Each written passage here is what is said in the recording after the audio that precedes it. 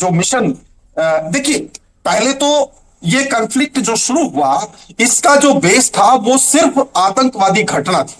जो आतंकवादियों ने आकर के हमारे निर्दोष नागरिकों को मारा, सिर्फ वही एक उद्देश्य था कि आतंकवादियों को नष्ट करना, आतंकवादी ठिकानों को नष्ट करना और आतंकवादियों का विनाश करना, यही एक उद्देश्य था। उस उद्देश्य के लिए जो हमारी तरफ से जो प्रहार किया गया वायुसेना के द्वारा, ऑपरेशन सिंदूर का जो पहला जो हम लोगों ने वहां के जो ट्रेनिंग कैंप्स हैं उनको ध्वस्त करने का काम किया, तो वो हमारा ऑब्जेक्टिव था।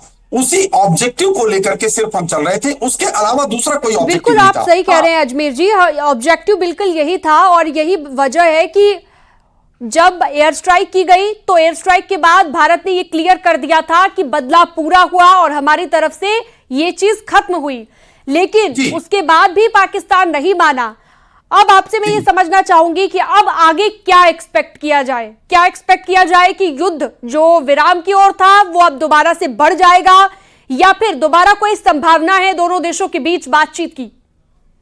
देखिए, अब इसमें मैं दो पहलू बताना चाहूंगा। पहला पहलू था हमारा, जो हमने अभी तक बताया कि हमारा जो ऑब्जेक्टिव था वो था आतंकवादी ठिकानों को नष्ट करना और आतंकवादियों को नष्ट करना।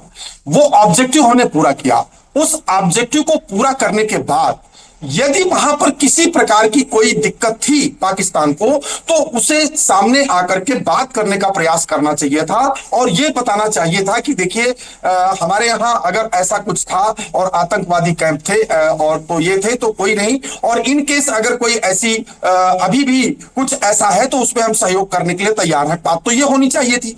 जब ये नहीं हुआ और उसने अटैक करने शुरू किए ड्रोन के द्वारा और मिसाइलों के द्वारा, तो फिर भारत के लिए ये भारत की मजबूरी हो जाती थी कि उनका जवाब देना और जवाब भरपूर देना, क्योंकि हमारी अपनी क्षमता है, हमारी अपनी ताकत है। हम एक संप्रभु राष्ट्र हैं, हम अपनी सुरक्षा करना बखूबी जानते हैं और उसमें सक्षम भी हैं।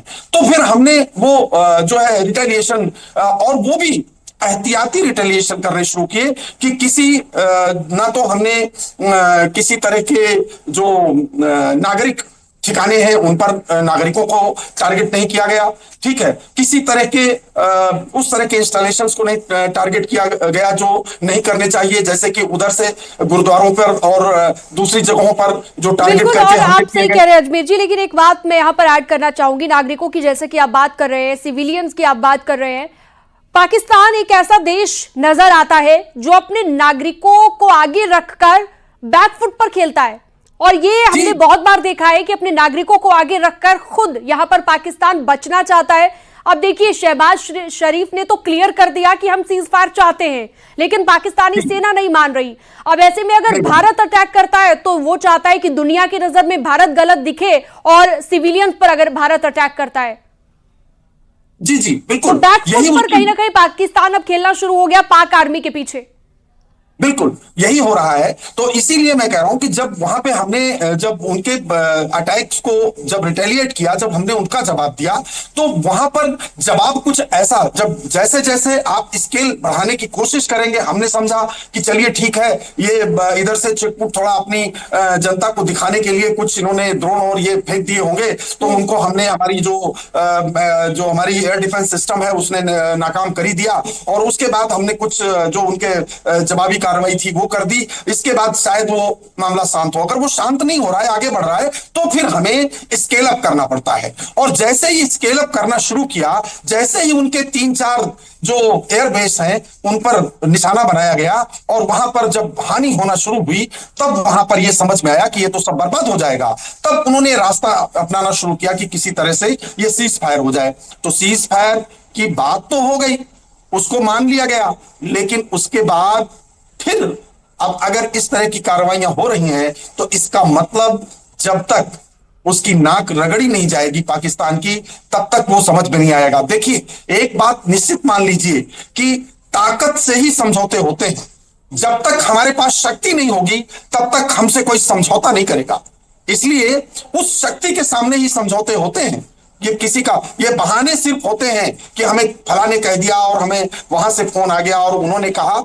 लेकिन असल बात यही होती है कि जब सामने वाला हमें ताकतवर दिखता है तब हमें जो है वो पेशकश देनी पड़ती है, और यही काम पाकिस्तान ने किया। लेकिन उसका चूंकि चरित्र वो फिर से सामने आ रहा है, इसलिए मुझे तो ऐसा प्रतीत होता है कि ये जो भी समझौता, ये जो भी युद्ध विराम अभी फिलहाल जो सीज फायर, एक्चुअली हम अभी भी इसको युद्ध विराम नहीं मानते, मैं इसको एक सीज फायर के रूप में देखता हूं कि ये कितने मिनट के लिए और कितने घंटों के लिए सीज फायर है, इसका हमें जस्ट इंतजार है। और देखते हैं कि वापस तो हमें जवाब हमारी सेनाओं को देना चाहिए। मैं तो यही महसूस करता हूं, वहां से किसी भी प्रकार का कोई भी अटैक आता है तो उसका भरपूर जवाब देना चाहिए, और उससे बढ़कर जवाब देना चाहिए, जिससे कि उसको इस बात का हमेशा ज्ञान रहे कि यदि हम किसी प्रकार की हिमाकत करेंगे तो भारत हमको छोड़ेगा नहीं, और उस अंजाम तक पहुंचाएगा कि जहां पहुंचने के बाद पाकिस्तान का नामो निशान मिट जाए। बिल्कुल, और भारत ने जोरदार पलटवार कर भी दिया है। जम्मू कश्मीर के गुलमर्ग में जो धमाका हुआ था उसके बाद श्रीनगर में आर्मी हेडक्वार्टर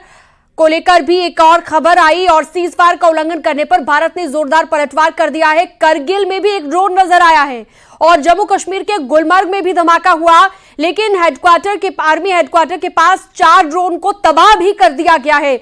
भारत पूरी तरह से तैयार था, जैसे आप कह रहे हैं ना अजमेर जी की आपको पहले से ही अंदाजा था, सेम ऐसा ही भारतीय सेना को भी रहा होगा। वो पहले से ही अलर्ट मोड पर थी, और जैसे ही पाकिस्तान ने ये नापाक कोशिश फिर से की तो अब पलटवार जोरदार तरीके से शुरू हो चुका है।